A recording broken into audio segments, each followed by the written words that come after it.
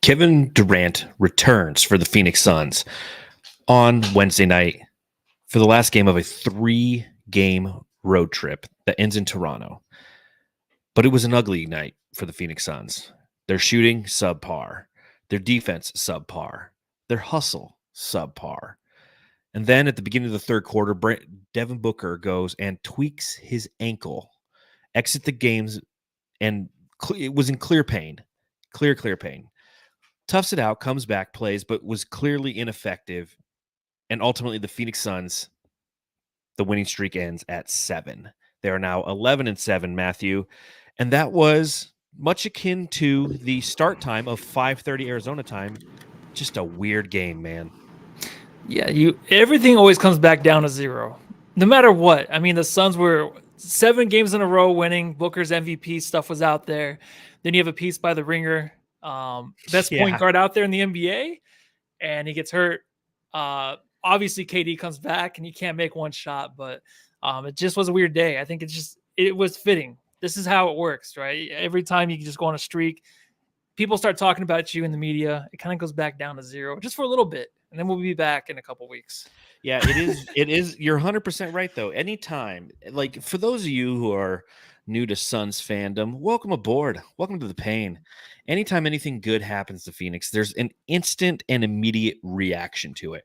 Devin Booker was named 2 days ago the Western Conference Player of the Week. Had a stellar week. The Suns go 4-0. As you mentioned, a great piece on the Ringer about how he could be the best point guard in the NBA. For everybody out there who was concerned about whether or not the Phoenix Suns had a point guard, Devin Booker has been him this season. And what happens? He comes out a poor shooting night to begin with. I believe he was 1 of 8 from the field when he injured his ankle. That first half, he was 1 of 8, had 6 points.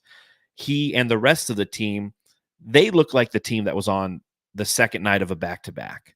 The Toronto Raptors lost in Brooklyn last night, fly home, get home at 4 a.m. Toronto time, come out and play, and then boom, they boat race the Phoenix Suns. They're the ones who are engaged. They're the ones who are active on the boards and in transition. Their length and their athleticism and willing to get out and run in the fast break. It reminded me a lot of that game, those 2 games against the San Antonio Spurs, where their whole philosophy was, you know what, we're just going to rebound the ball, and once we get it, we're getting it out on the boundaries and running it up and down the court on Phoenix. And that's what happened. And a freak and unfortunate play for Devin Booker as he landed on an opposing Toronto Raptors player's foot and tweaked his ankle. And now we sit and wait. Knowing that Denver is coming to town on Friday night. And that's a big showdown, and we don't know what we'll have because we know what we do have. And it can't be nice. We never. Yeah, and nice. In-season tournament too. We have that coming up, and the Suns fought hard to get back into it. Won the wild card spot. Now you have to worry about the injuries and how much does it really matter? Because I know Booker's going to want to play. Try to go to Vegas, win it there. But it's all about the injuries again. So we're going to wake up tomorrow, and we'll see a tweet, and we'll know how long he's out. Yep, maybe a couple games. Limp dick book. So, a couple things that we want to remind everybody of before we kick off the Suns Jam therapy session. Subscribe, rate, and review. If it's your first time watching the show, welcome to the Suns fandom. You poor, pitiful thing. Poor, pitiful us. Poor, pitiful us. Make sure you subscribe, rate, and review. Hit that thumbs up button and hit the subscribe button as well. If you're listening, thank you for doing so. And a reminder, if you go to phoenixfits.net, they've got some pretty cool deals over there, like the ones we are showing for those of you who are watching. You can pre-order these Phoenix jerseys designed by Suns Unitracker. You can pre-order them through the 15th of December. They have the letters and the numbers stitched on. The front roses are printed on fabric. The black roses are embroidered. U sizes all the way through 6 extra large. And if you use promo code SunsJam10, you will get 10% off of this. So it's one way to support the pod and have some pretty cool threads there. And then, of course, Brightside Night is coming on the 16th of January, Suns vs. Kings. So if you go to suns.com/brightside, you can donate $15, sends a kid to a game. Hopefully it's one where Devin Booker's playing. And the more you donate, the more kids you can send to the game, as well as There's levels and tiers where you can actually attend the game yourself and have a meet and greet before the game. I'm waiting to hear from Dave King as to who that meet and greet is with. In the past, it's been General Manager James Jones. So definitely something to look into. Make sure you follow the show at Suns Jam. You can follow me at Darth Voida. You can follow Matthew. I'm in Dizzy. And you can read our writing at brightsideofthesun.com. Let's get into it, Matthew. I'm popping nothing open. There's nothing to drink or celebrate tonight except wata. Let's drop the beat.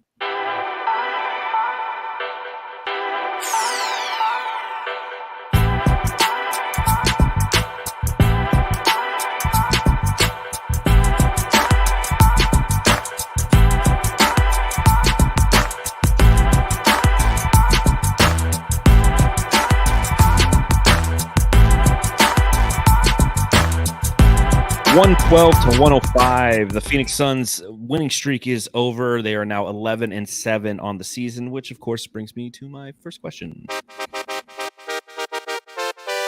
Oi, Matty. Mate, I've got to ask.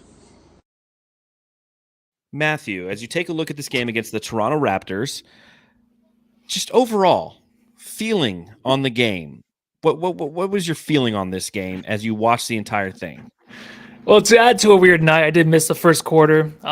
Went to the chiropractor right after work. Then I hopped in the car, went to In-N-Out Burger, and I actually watched the second quarter in In-N-Out by myself. You went to In-N-Out Burger? I did. I was like, I gotta eat some In-N-Out. So I was gonna get it to go. I got 2 double doubles, protein style, animal style, and a large Diet Coke. And I sat there and I watched the second quarter by myself, just hanging out. I was like, this is kind of cool. I should do this more often. did any Jamsters come up to you and be like, hey, Matthew, listen? I saw a guy with a Sun shirt. I was hiding my face. I was like, oh, hopefully he doesn't notice me. I should have put my hat on. He probably would have noticed me. It makes a difference. But yeah, definitely, it was just a weird game. Like I said in the beginning, I think things like this always happen. When you are really talked up as a team, as a player in Devin Booker, then things start to slide a little bit. There's always those freak little accidents. And this year, the injuries that just happened to Booker off and on all, 17 games, whatever it is right now. Mm-hmm. So this game was just the way it had to happen, I think, for right now. And I think going into the next game, and then you have to go into the in-season tournament after the Memphis Grizzlies game, I think really you're just kind of focused on, after Booker got hurt, I'm like, all right, well, could we get through the next 2 games without him? Maybe win one and then go in the in-season tournament and maybe he can play. Because when he went to the bench, dude, he was like basically trying not to cry. Like, I don't know if he might have been crying. And I almost started crying because I cannot live without Booker. I have to have him on the court. I don't care about anything else. I don't care about KD. Who gives a fuck about KD? I do. Kidding. I know I do too. But I just don't want Book to be hurt again. So that's my overall thought. So, as you mentioned, kind of a weird, quirky game. Starts at 5:30. I mean, same thing. I was listening to John Bloom in the drive home for I think the majority of the first quarter. I think the second quarter is when I finally got home, settled in, and started watching the game. And based off what I was hearing and then viewing, it was just a sloggy game. I wouldn't say sloppy; it was sloggy. It was like, after your sprinklers go off first thing in the morning in your yard. And then you walk out there and it's just like, you're just going to get grass all over your sandals and oops, you stepped in some cat shit or some dog shit or something out there. And it's like, oh, now I can't bring those sandals inside. It was just a sloggy kind of game. The Suns had wide open shots and they were missing all the shots that they normally make. They were missing bunnies on the interior. They're missing layups. They're missing mid-range jumpers. Kevin Durant goes 2 of 8 ultimately from beyond the arc. And he's not hitting anything. Devin Booker's missing everything. And it just felt like, oh, it's one of these games. Like you knew it was going to be a loss, and that's okay. Like it happens. It happens to every team in the NBA. For some reason, it happens in Toronto. I think we've been held under 110 for the past 4 consecutive seasons in Toronto. It's just this weird thing. It's like Drake sitting on the sideline and has a Devin Booker doll, and he's like playing voodoo with it. Who's he rooting for? I have no idea. Because every time they showed him, he's always like, is he mad that the Raptors made a basket, or is he cheering them on like, oh, the dog in them? Or does he have a tattooed eyebrow? What is up with him? He's like, God's plan. His face is really fucking big, too. I didn't realize. He's a massive big head, dude. That big head Drake. But yeah, as the game continued, it was weird. And the whole time I was just like, I'm covering it for Brightside and I'm putting together the recap. And I'm just like, I have to give my props to Toronto. I don't think I've ever wrote so much about an opposing team in a recap because of what they were doing and the way that they were doing it. And it's one of the reasons why Toronto as a team is a puzzle, right? Because they have all these long athletic guys who hustle. And yeah, you can body them around a little bit. And we'll talk about that with Yusuf Nurkic. But for the most part, their athleticism and their shooting ability, at least tonight, was what put them in the lead. Every time the Suns would get a defensive stop, they'd get an offensive rebound. Or if the Suns would hit a 2, they'd come down and like Precious Achiuwa, who's shooting 23% from beyond the arc, is hitting 3s on you. And it was just one of those nights. And that's frustrating. But obviously the most frustrating thing is it feels like we're becoming the Brooklyn Nets. It feels like we have a 3-headed monster relative to superstardom, and they just can't get on the court together. And we knew that with Bradley Beal, but Devin Booker like hurt again, and we'll see. And I'm waiting. I am relying on the Jamsters who are watching along live to let us know if they see anything on Twitter about what Frank Vogel says. And we know we're going to get the basic Frank Vogel answer, but yeah, I mean, it's a little netty where it's just like, there's Kevin Durant just out there trying to will the team to victory, and he can't do it alone, man. He can't do it alone. It does seem like that. The only thing is different, of course, with the Brooklyn Nets is you had some quitters on the team and some guys that just weren't interested. The worst part is like these guys really want to play. And of course, Booker, who almost was crying tonight, just knew it was something that where he might have to sit out a couple games. The whole Bradley Beal thing is just frustrating as all hell. But then when you have Booker playing the way he's been playing, MVP level, just averaging 30 and 9, which is like MJ numbers, it's fucking ridiculous. Well, if it was like 39 and 9, that would be MJ. So he's like 39 and 6. So he's not quite there yet. But he's been just playing so great. And now KD is back to, okay, well, I was off 2 games, and now I got to really just, lead this team who was without Grayson Allen and Nazir Little, 2 guys that we definitely need to really help us out in the stretch if Booker's going to miss some games. 100%. So we can talk a little bit, obviously, about Devin Booker. Heck, we already have, but we'll give him his drop. Big Dick Booker. Devin Booker goes 2 of 12 from the field, a total of 8 points. And that 2 of 12 ties him for his 3rd worst shooting percentage of his career in games when he shoots at least 10 shots. It was just a rough night. Like I said, he was 1 of 8 when he went down and he came back. Do you think it was wise for Devin Booker to come back? Because he was in clear pain. And even every time they cut to him during a timeout was called, he'd sit down and you could see him. And he just looked like my dad before my dad's about to kick my ass. He had that kind of look on his face, like he was just getting. Yeah, you knew a backhand was coming when my dad had that grimace on his face. Devin Booker looked like he wanted to punch a motherfucker tonight, but he physically wasn't able to. So, do you think it was a good idea to have Devin Booker come back, or is he healthy enough to do so? I don't know. What do you think? Well, for my heart, I need him back on the court just to know. I mean, I was texting Nephi Hayden, like, I just don't care. He was asking me about who's going to win the MVP this year, Jokic and Embiid. I'm like, you know what?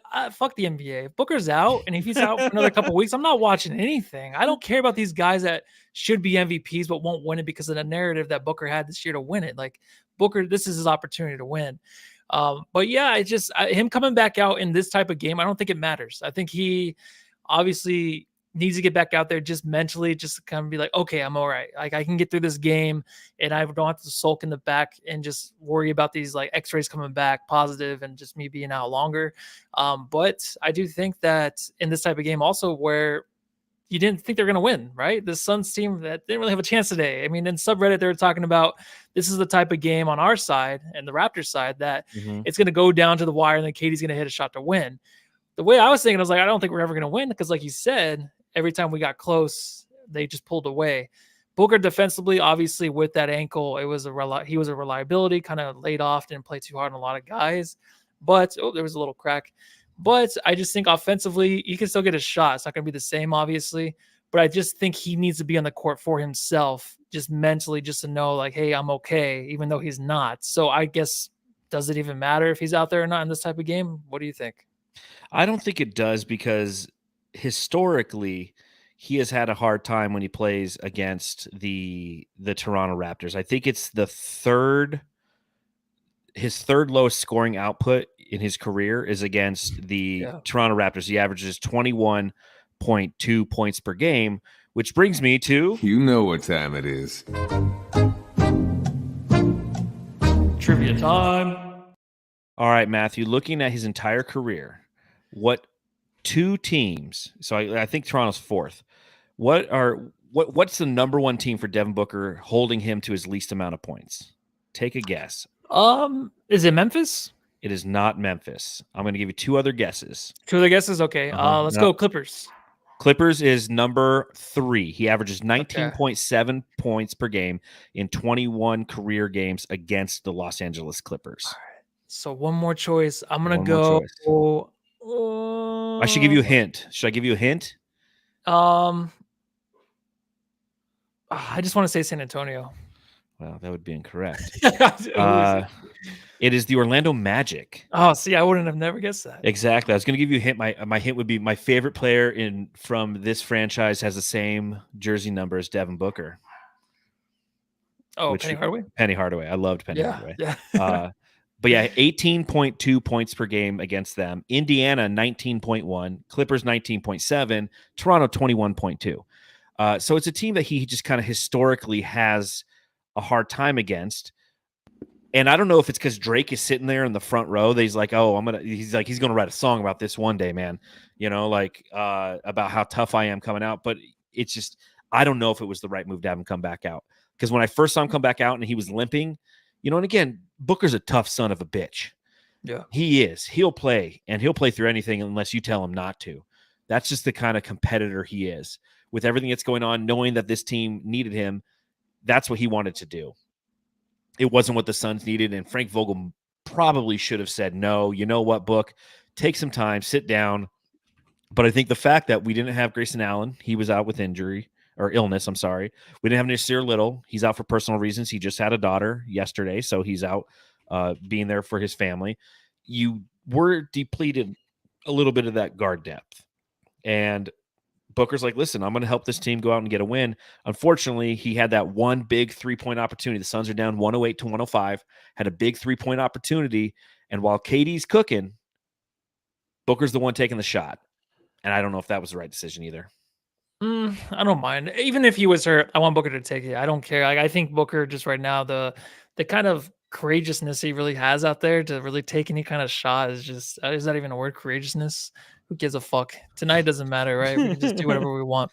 But after that shot he did make against the Knicks, the game winner with about a second left back on the clock, when he walked back to the bench, he just is like, I don't care this year. Like, there's just a different demeanor with him where he's just like, you know what? I don't care. This year is about getting to the finals and winning the finals. That's it. Yes, right? this is true. Winning the in-season tournament, that'd be awesome. But you can just tell in his face, is like, none of this other shit matters. Like, I'm going to play hard. I'm going to come out here and play hard against any team we play. It doesn't matter how shitty they are. I'm going to show up for the fans. I'm going to do my little MJ impression where it matters. I want these fans to see me and they know me when they leave. Booker right now is just caring so much about that in the playoffs, but putting up stellar stats, helping his team win on a 7-game win streak. But also, I just think that he just doesn't really care about the extra stuff right now. And that's what's so frustrating to him, because he's just like, let me get through this year and just stay healthy, right? Till we get to the playoffs. And that's just, I feel like in the back of his mind, like everything else, even the game winner, it's awesome they won, but he can just tell, he's just like, I don't care, man. I just want to get to the bigger prize at the end of the year. I get it, but I mean, we've all heard the phrase or the terminology, the best ability is availability.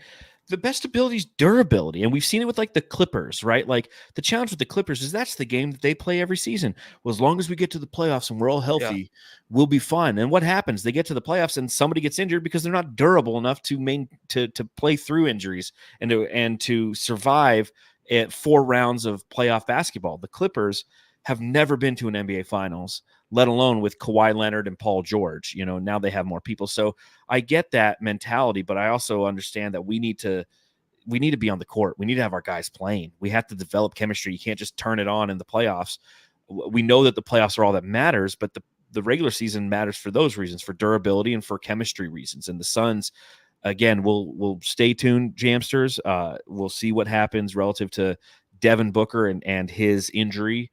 And hopefully it's just, he landed on it funny and, somebody up there in Canada touches it just right. And they Mr. Miyagi that thing and he's fine. And come Friday, he's playing against Denver. Speaking of, people who have been injured, missing the last 2 games with a sore foot, returning tonight, one Kevin Wayne Durant. Who the heck are you? I'm Kevin Durant. You know who I am. Y'all know who I am. Did anybody see a sniper? Did anybody see anything? I'm one of the best players to ever play the game. So, yeah, Kevin Durant comes back tonight, scores 30 points because that's what Kevin Durant does. 6 assists, 4 rebounds, 1 steal, 11 of 30 from the field, 2 of 8 from downtown, 6 of 6 from the free throw line. But, yeah, 30 field goals for 30 points, not the most efficient Durant because he, too, had the same case that the rest of the Suns had. They simply just could not hit any shots. Overall, as a team, they ended up shooting 40% from the field. Okay, you take a look at this season, and we've had an interesting season. We all know that, Suns fans. We've had the fourth quarter Suns issues. We've had turnover issues. Like, gosh, I've never seen. Well, I've definitely seen. What am I talking about? I'm a Phoenix Suns fan. But you take a look at tonight, and that 40% is the third worst performance that they had. The only other 2 performances where they had a worse field goal percentage was 36% at Philadelphia in a loss and 38.6% in that loss to Oklahoma City. So you shoot 40%, you shoot like they did from beyond the arc at, what did they end up shooting? 26%, 26.9%. That's their second worst 3-point shooting percentage night. And they still almost won. I mean, take that into account, and kudos to the Jamsters. No one's going crazy. Everyone's obviously just concerned about Devin Booker, but the efficiency, as John Tran says, efficiency was ouch, but no one is freaking out because we knew that, this happens in the NBA. They had a bad shooting night and they were still in it. Part of that is because of the efforts of Kevin Durant, Matthew. Yeah, he wasn't out that long, just the 2 games. But even him coming back from that, it's going to take a little time. It's just going to take maybe 1 game. He'll be fine. But he did score the 30 points. And like you said, at the end of the game, you want him to maybe take the shot. When it was towards the end of the game and that shot was taken by Book to tie the game, I didn't know Kevin Durant had 30 points. It's crazy. And efficiency wasn't good, obviously, but it'll be there next game. The thing is, there's this really quick. The big warthog does say we should have kept Mikal, never missed a game. You know what? If Durant kept playing the season like game 1 this year, then yeah, I would still be missing Mikal. But now that I know what KD is for real on this Suns team and what he brings to the Suns team, when you're missing Bradley Beal and you kind of forget about it because him and Booker are just that good together with the surrounding unit, I don't care about that anymore. I think in a night like tonight, like I talked about before, it's just one of those games where it's an off game. And the whole time you just know they're going to lose a game. You're kind of okay with it because it's a 7-game win streak. It's going to come to an end. And KD should have got to the line. What are these refs doing? Like, he had 6 for 6 free throws. Like, they were missing every call. KD had that tech, which is crazy. He never gets techs, does he? It's like his second one of his career. Not often of his career. So I'm just like, he needs to get to the line more. They're freaking tripping, dude. These refs were not calling anything. There's a lot of those little shots that he goes across the lane, draws the contact. He was missing them, but he was getting fouled. He was not getting the line. If he would have got to the line, we probably would have won. Obviously, he would have probably been like 15-15 this game because he was getting fouled all over the place, I thought. Yeah, it's tough to have that conversation when you shot more free throws than the opposition. We had 23, they had 21. Yeah. But Raptors, I'll agree. I'm just what's that? Raptors they're not that good of a team. I'm only saying it because it's Kevin Durant. No, I'm with you, and that's where I think that if I was to provide a description of how the officials officiated tonight. Terrible. Take a lap. God awful. Get going. Terrible. Take a lap.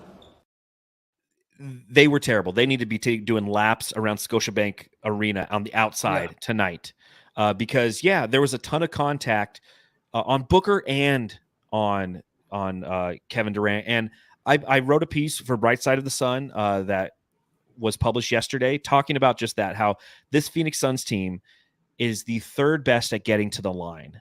And part of the reason is because you have Devin Booker and you have Kevin Durant. And they average 16.6 free throws combined a game. All right. They were 10 of 10 in this game.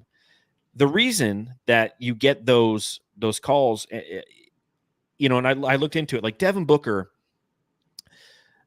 the question you have to ask is like, well, is he finally getting superstar treatment after going supernova in the playoffs last year? Is Devin Booker all of a sudden getting superstar treatment? That's why he's getting to the line, shooting a career high 8.1 free throws a game. Kevin Durant shooting 8.6 free throws a game, which is like his 5th highest in his career. He is a master of getting to the line and drawing contact. With Devin Booker, it's very clear that the reason he's getting to the line more is he's driving more than he ever has in his entire career. He's averaging, I think it was like 16 or 15.8 drives per game, whereas like last year it was like 13. The year before that was like 11, so it's a pretty substantial amount.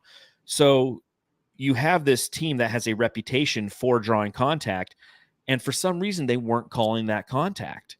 And Kevin Durant, he got a technical because of it. And I was right with him. I'm surprised he didn't get teed up twice, because he went after the officials again because he was continuing to get slapped on the arm.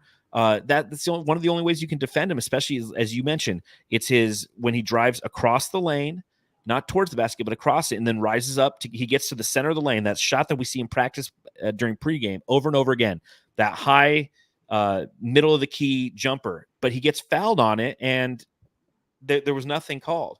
So I'm not going to say that that's the reason we lost this game, but it was definitely just a poorly officiated game in that respect. Yeah, the only reason I thought maybe we had a chance, I think Kevin Durant just knew, like, in this type of game, they need to get to the line even more. Yes. The Suns right now, like, they're just that good of a team getting, like you said, where they can get 40 attempts tonight, and it's okay. If they are, what did the Raptors get? They got fucking 21. So if they were like up 40-21 in the free throw race, and that's fine, because I mean it's Kevin Durant, and I think he just knew the way the game was going to go. It's like, we got to get to the line because we're not making shit, obviously. So I think that's what he was trying to do. And it was funny on the second technical that should have been second tech. He's just like, oh wait, I'm sorry, I didn't mean to. It's okay. He was just trying to hold it back a little bit. A little opposite of what Draymond does. Yeah, Draymond goes, did you watch that game last night? I saw highlights of him. He should got thrown out of the game again, right? 2 times. Dude, he should have. He should have. I watched that. I watched that entire game. Yeah, Draymond is just getting nuttier and nuttier. Like there's one play where he gets elbowed in the face. It glances, and he clearly flops it. And they should have teed him up for that. And right after he gets a tee, he swipes hard on Malik Monk and then stares at the ref. Like, if it's any other player, they're gone, man. But that guy's nuts. I'll tell you who played like nuts tonight. Delicious definition, make them boys go crazy. Oh. Really nice night for Yusuf Nurkic again. 8 of 12 from the field, 19 points, 14 rebounds, 6 assists, a couple blocks in there. Even 1 of 1 from beyond the arc. Nurkic isn't good enough to be your second fiddle. I mean, he's the guy who had to play second fiddle to Kevin Durant because Devin Booker only had the 8 points. But another solid performance for him, which makes sense. You play against Jakob Poeltl, Nurkic should win that battle, right? Yeah, but Poeltl was kind of at times just like unstoppable. And I don't think it was really Nurk's fault. It's just he was in good positioning. A lot of those rebounds too. The rebounds that the Raptors got, a lot of them, I feel like they just kind of bounced their way towards the end there too. I know Achua was just killing us on the glass at one point towards the end of the fourth quarter, and he just was hitting threes. But I think that Nurk tonight, man, tonight is just where you're just like, you want to get down on your knees and be like, I love this guy. Like, he's just, dude, I love him. Like, it's like, what are you talking about? You're talking about Nurk, right? It's like, yes, but you don't understand what we had the last 5 years. This guy is on the floor all the time almost. Like, he's just out there putting it on the line every night. And I think that what Nurk does best really is setting up stuff with KD. And he's continuing to improve that to where you can hit him on those little passes over the shoulder. A few of them ended up dunks, and they're just getting so much better at that. But the hustle from Nurk, and I'll always go back to Bill Simmons talking about when we were driving on our way to Payson or where we were going a while ago. He was talking about on the podcast, like, every team needs that center, and he's kind of glossed over Nurk. But I'm like, dude, right over him. Nurk is like the reason we were on that win streak too. He's been the most consistent player we had. He's had some games where he's like 2-2-1 or something crazy like that, but it's been very few. He's just been that guy, and he can outplay a lot of these centers in the NBA. But it's not just that; it's just the way he's really passing the ball now, really connecting with these guys. I just don't think there's any other guy I want in the league. I don't want Embiid. I don't want Jokic. Those guys can suck it. I want Nurk. That's what I want. I want him on that contract. That's for damn sure. Yeah. And DWig24 in the chat brings up a great point, and something we don't talk about enough. I feel like on the pod is great screener, a great screener, and it's exactly what you need to release Kevin Durant and Devin Booker, and hopefully one day Bradley Beal, is to have somebody who can set quality screens, and he does that over and over and over again, willingly. He doesn't set half-ass screens like the player formerly known as DeAndre Ayton. And again, we're going to have great games. We're going to have bad games from Nurkic, but we've had more great or good games than we have not as of late. And that's valuable. Again, the fit is there. And Maya B asks in the chat, Matthew, did KD yell at him tonight? I don't think so. I don't think it's going to happen anymore. And even Booker talked about those screens. Like, he throws a little shade at DA once in a while. And he brought up, we have guys like Nurk and Eubanks who are setting screens and know what they do on offense to help me out on doubles and stuff like that. So Nurk is setting those big monster screens. They don't get talked about enough. They need to, man, because he's pancaking. Oh, and the best thing tonight was when he just knocked Pirtle on his ass. And I think Pirtle was kind of like trying to draw the foul, but he just dunks the ball. I'm like, dude, suck it. You're on the floor. Fucking suck my dick right now. Sorry, dude. Tonight's just a weird night. Fucking Ayton would have like fadeaway jumper that. He would have knocked him over. I know. He would have turned around and been like, what do I do? And he would have went up for a layup like, who was it? Jordan Poole the other day. Totally faked this guy out of his shoes. Then he's like wide open. And then he just hesitates and then goes in for the layup and gets blocked. Like, that's what DA would have done. Yeah, and the further we get away from it, obviously, I hope that a lot of people's eyes open up a little bit more relative to just kind of who he was and what he brought or didn't bring kind of on a consistent basis. But you know what? That's the past. We'll let it go. Okay. We have to. We never will, but we're fans. No. I mean, it's okay. He fucked us for 5 years. I'm ready to move on, I guess. Never. Well, we do have Frank Vogel post game. This is via Dwayne Rankin on Twitter, giving us the post game interview with Frank Vogel talking about Devin Booker. Give it just a second. It's processing. It's a good time to remind you to subscribe, rate, and review if you're enjoying this here content, whether you're watching us on YouTube, Twitter, Instagram Live. I wonder if Frank Vogel's watching us right now. Let's see what he had to say. Okay. I'm curious, was he pressing to get back in there? Because it looked like it got progressively worse, or he looked stiffer as he stayed in the game. Yeah, I mean, he was just trying to tough it out, see if it would loosen up. Okay. Concerned about the next game with him? Is it like it was? Yes, but we'll see how he responds overnight. Okay. You never know where that goes, right? Okay. Curious, just overall, just Toronto's a team that attacks you, and it looked like that's what the case was all night. But they're coming off a back-to-back. Just maybe your assessment of the game overall, considering those factors. Yeah, they had good juice. I mean, it doesn't matter if they played last night. They lost last night too. So going after a loss, they're more on the edge, and they played a terrific basketball game and took us out of a lot of stuff we wanted to do. Credit them. Curious with Kevin, looked like he started slow, rhythm wasn't there. Is that a product of not playing the last couple of games? Yeah, missing a couple of games. There's always a little bit of rhythm, that you need to reestablish. But we need to do a good enough job screening for him, and get him open. So he was forced to have to do too much one-on-one, too much on his own, and we got to be better with that. Curious with, obviously, when you're looking at Nurkic on both ends, like, on the one he can draw fouls, he can score, but on the other end, they obviously were attacking him. Maybe just speak to his overall effort tonight. Yeah, I thought Nurkic was really good. He's really improving on the defensive side of the ball, in terms of really just putting his body in front of whatever drive comes to our basket, and our guards are building trust with him, by helping him. And a lot of bigs sometimes be hesitant to really attack the ball and protect the rim. If their guys, getting offensive rebounds or dump offs, and our guys are covering for him, which is making him even more aggressive. He had a big block late in the game that we thought could have, or at least gave us a chance down the other end. But he's really improving on that side of the ball, and he's strong night offensively as well. So there you go. Frank Vogel talking about Devin Booker as well as KD and Yusuf Nurkic. So thoughts on those comments, Matthew? Yeah, I like how he brought up Nurk, and he is getting better defensively, and he made some big plays tonight. But then sometimes, obviously they got to the rim at will. But that's kind of been Nurk all year. But he is getting better. Those block shots, and also just dunking the ball so much this year. It's crazy. The Booker stuff, he's not going to give you anything, right? He's not going to say anything and be like, Vogel never does, man. He's like, what the fuck am I doing here in Phoenix, man? Like, I had the best roster, and these guys won't even play, the superstars. So guys are having babies and not playing. What I've learned from Vogel is he ain't going to give you anything. He doesn't give you anything. He'll be like, Bradley Beal's playing tonight, and like literally you walk out on the court and you're, he's not playing. That motherfucker just lied to me. Like, that's just the way it goes.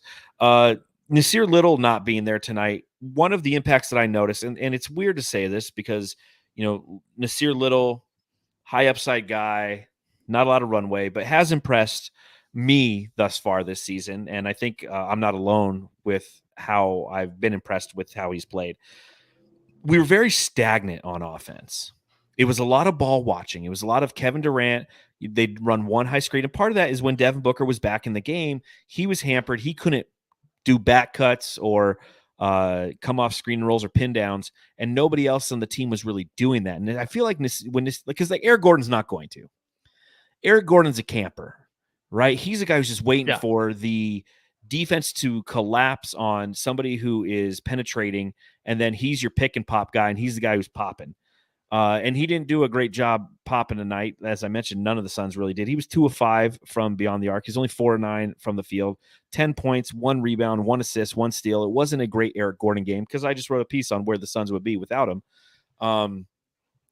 But it's the Nasir Little types that can come in and are doing a lot of those off-ball movement actions that create even more space and just create hecticness. And I feel like for some reason, the Suns didn't want to do that tonight. Maybe it's something they saw in the scouting report, and maybe it's something that they did try a little bit early on, and those passes were being picked off because the Toronto Raptors are a long team.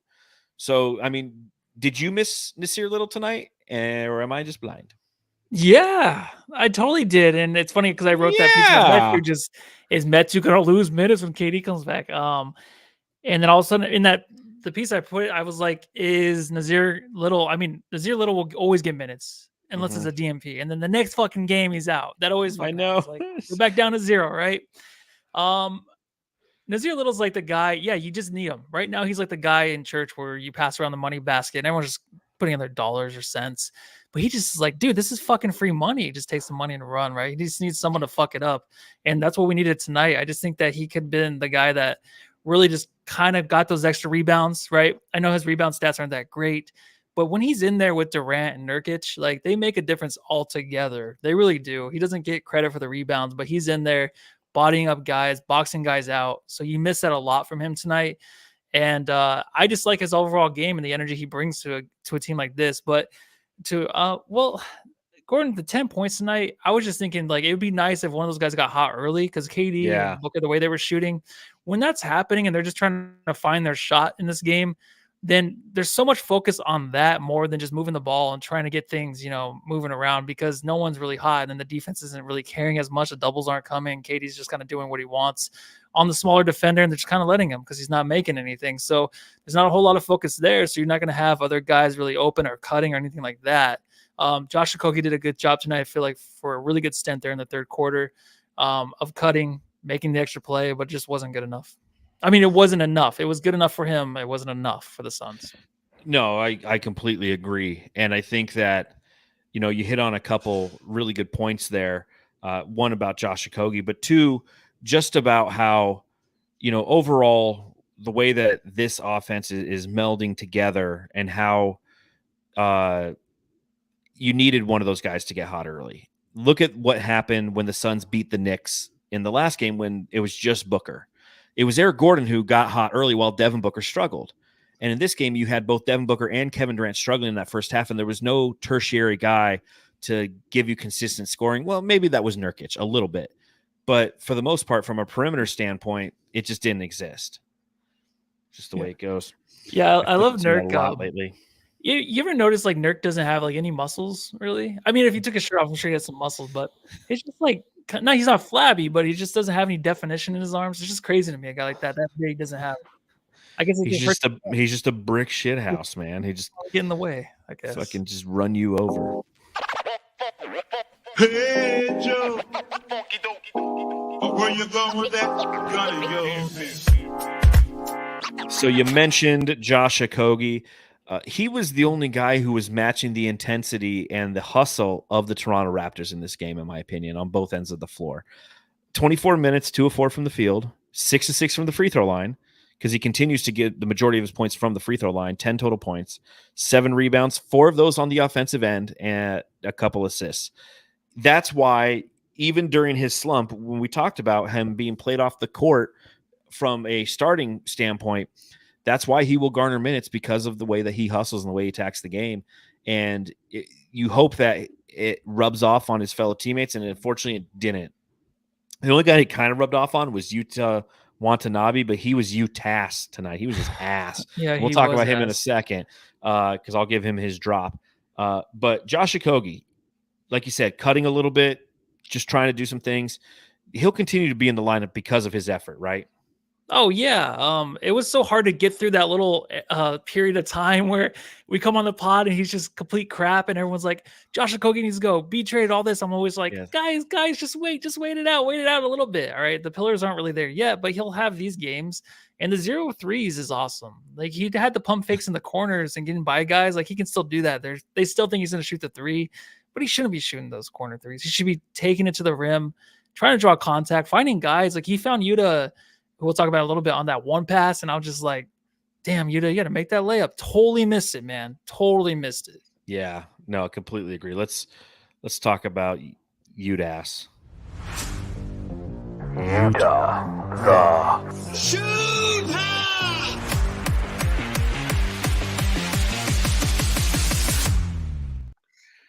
That's the other thing. I make all these drops, and I update all these drops for these players with their new highlights, and I haven't had to play any of them. Like Nasir Little's, he's not on the team, or he's not with the team. So it's just like, but yeah, tell me about Yuta Watanabe tonight, man. Like, he was, from a statistical standpoint, he came in, he only played 60 minutes, 0 of 5 from the field, 0 of 3 from downtown, a couple blocks in there, but a turnover, a rebound. He just was all over the place, man. I just don't like him anymore. I don't know, dude. I like him. If I saw him, it's hard to trade him. He's just such a cute looking guy with a big smile. You just don't want to say anything bad to him. I don't like him on the floor, dude. I don't. Like, he had that one drive where he had to kind of fake a guy out, but he was bringing the ball up. He saw there was a path to the hoop, went for it. He got fouled, but he tripped over his own feet. It's just like, he's not there, dude. He's so close, but then when he misses, it's bad. And he's usually on the ground, and he's just on the opposite side, not doing what he's supposed to be doing.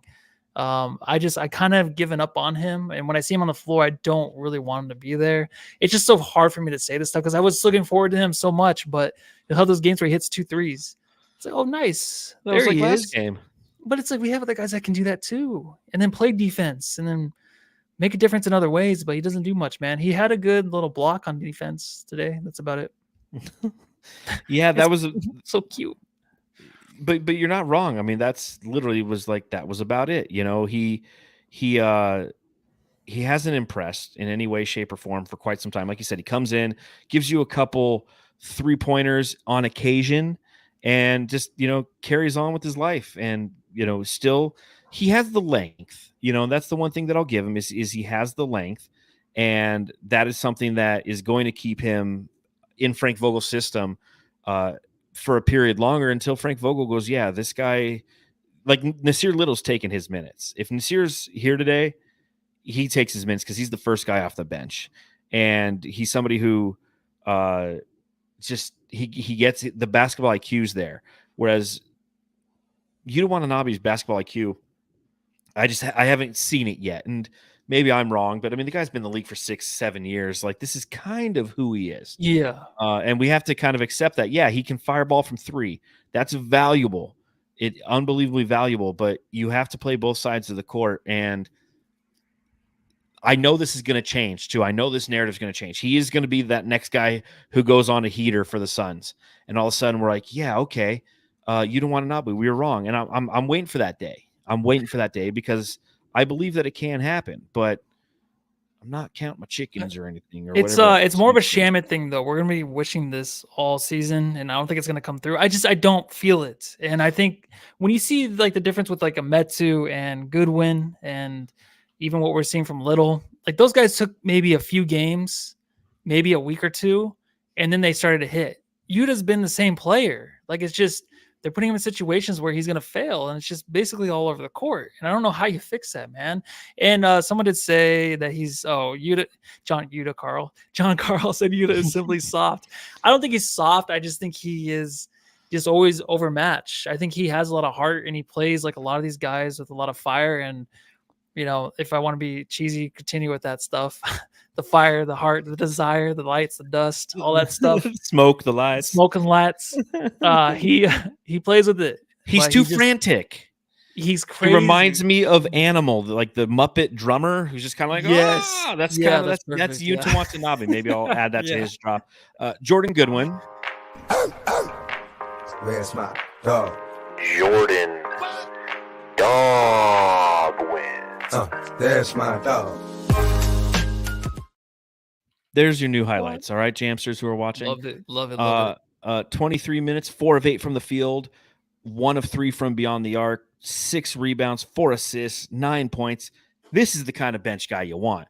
This guy who comes in and affects the game in multiple different facets, not just the fact that he can stand in the corner and hit 3-pointers.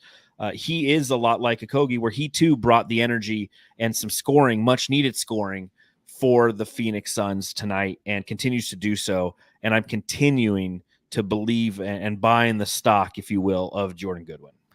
You think he'll reach like the peak Cameron Payne kind of play coming off the bench? Yes. I think I see that from him. But he's making the right plays in the paint, man. That floater is deadly, but he's making sure he's like running the offense at a slow, nice, gentle pace. And he's not really just winding up for like the crazy play to come out like, oh, I'm gonna hit a 3, I'm gonna set this guy for an alley-oop. Like he's not trying to be too crazy. He's kind of settled in now, and I think he's kind of just our backup point guard now. And I hate because these games he has are so great. I think this is probably his better game he's had this year with the 4 assists and 9 points and the 6 rebounds. Mm-hmm. But I just think the way he played, it kind of sucks we lost because he did his best to really keep this team in the game, and then get so close to like tying it or taking the lead, and then the Raptors just kept hitting threes or getting the second chance points. But his play, dude, he is, I think, just our backup point guard, and I think he can just be a guy that can set everybody up, and everyone's gonna love to play with this guy. No, I completely agree. And again, a young player, so he's still developing, obviously, into somebody who's going to be, I think he can get to that campaign level for the Phoenix Suns. Campaign had some consistency to him, especially in that, playoff run where he was just an unbelievable offensive player. I think what Goodwin brings is he will have a Payne-like impact. And that is to say, the way that he impacts the game will be Payne-esque. Payne did it primarily on the offensive end and his hustle on defense for full court. Whereas I feel like Goodwin will have some extra rebounds and he can get that play. He'll get the footy. He'll get it rocking. Before we go to subreddit stakeout, Nigel Farrell, are we ever going to see Bol? I hope not. In a month. I hope not. If we get to Bol, like fucking run for the hills, man. The season is, how you say, over. The Suns Jam Session subreddit stakeout.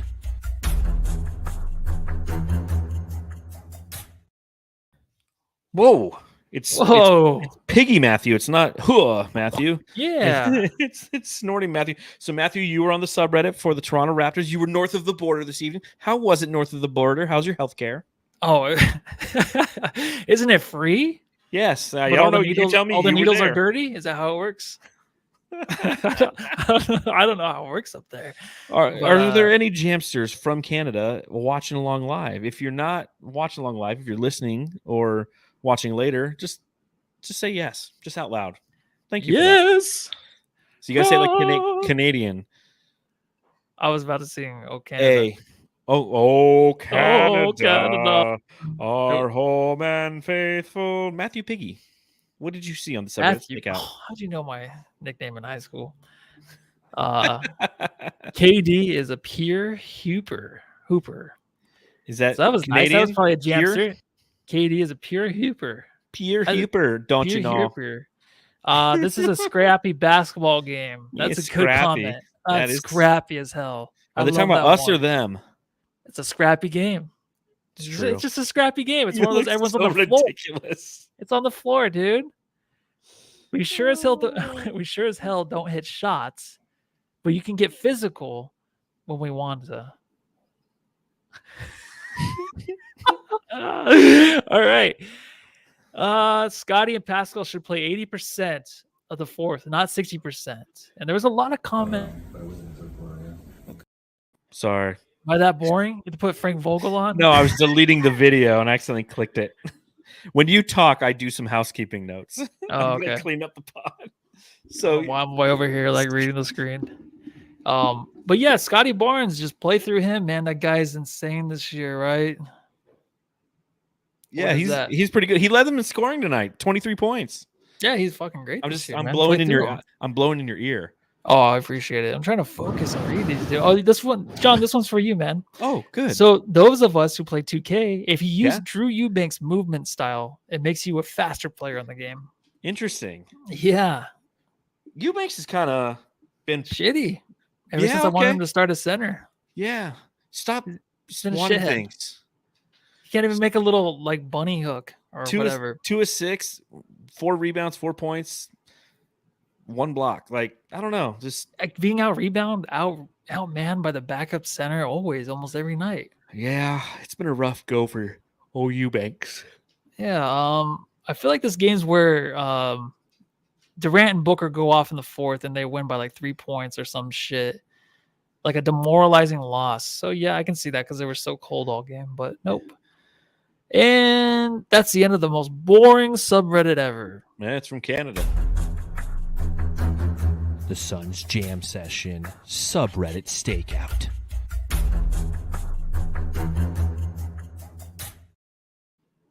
All right, Jam Star time. Wait, do you have anything else in your notes? No, I don't have much notes. Is there anything you want to talk about the Toronto Raptors? No. Okay. Dennis Schroeder, 11 assists. Good for him. Jam star of the game. Was saltiest game, he says in the chat. Ew, Banks. Oh, my bad. I fucked that up. You said Drew Banks. Like, no. Did I say Drew Banks? I think so. Oh, but it's Ew Banks. Yeah, he's been kind of funky. Let us know in the chat who your jam star of the game is. Is it your turn or my turn to go first? Oh, your turn. I'm going to Nurk. I'm giving Nurk. I think it's the first time I'm giving him one this season. But 19 points, 14 rebounds for Nurk. Yeah, it's my first time giving him one. Yeah, who are you giving it to? I'll go Nurk. Wow, we're both. Let me settle with the big Nurk tonight. Nurkalicious definition make them boys go crazy. Let's see. John Tran says Nurkic jam star? Question mark. Nurk is my jam star from Kiko. I give it to Nurk tonight from Suns Fever 83. Nurk from Kip. Nurk from Saltiest Gaming. Jamusif Starkic. Jamsuf Starkic. Well done, John Tran. No star from Fumar El Oso. Oh.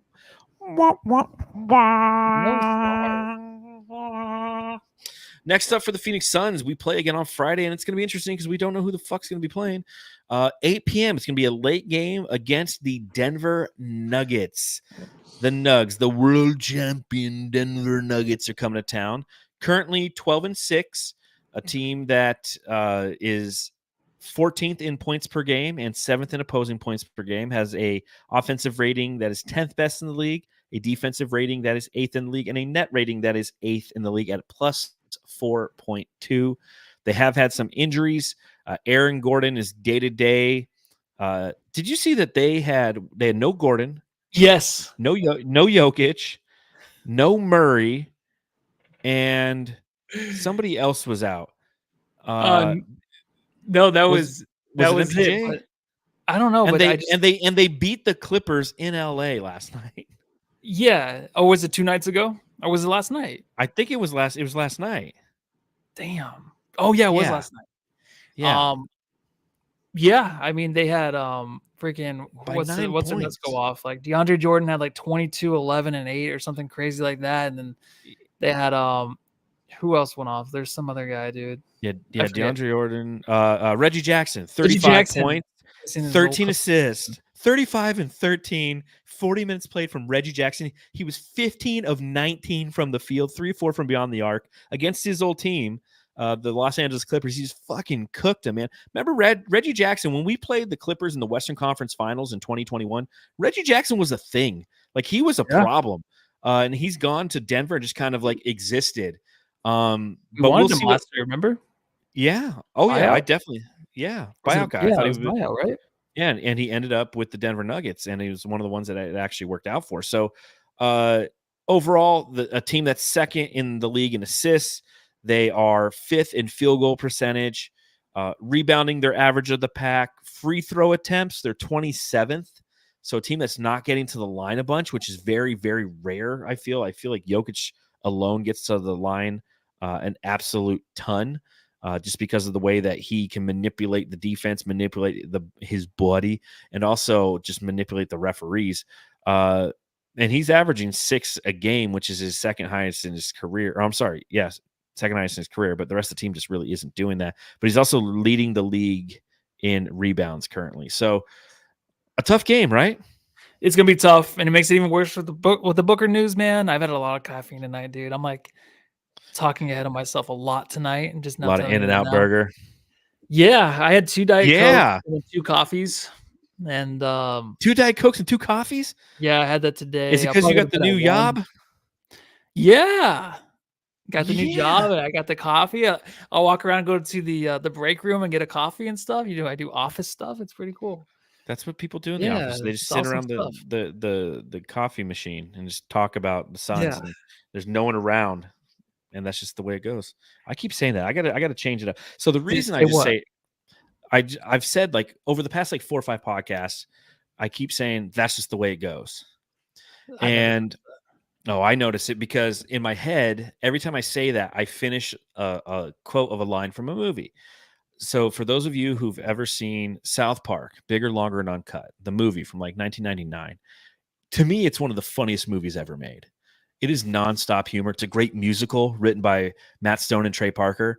And in one of the songs, it's a crescendo where they have multiple songs going on at the same time.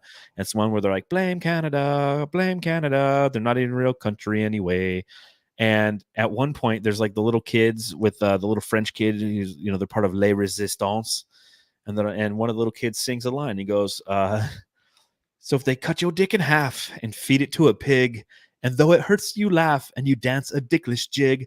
But that's the way it goes. In war, you're shat upon, though we die. The resistance lives on. Blame Canada. Blame Canada.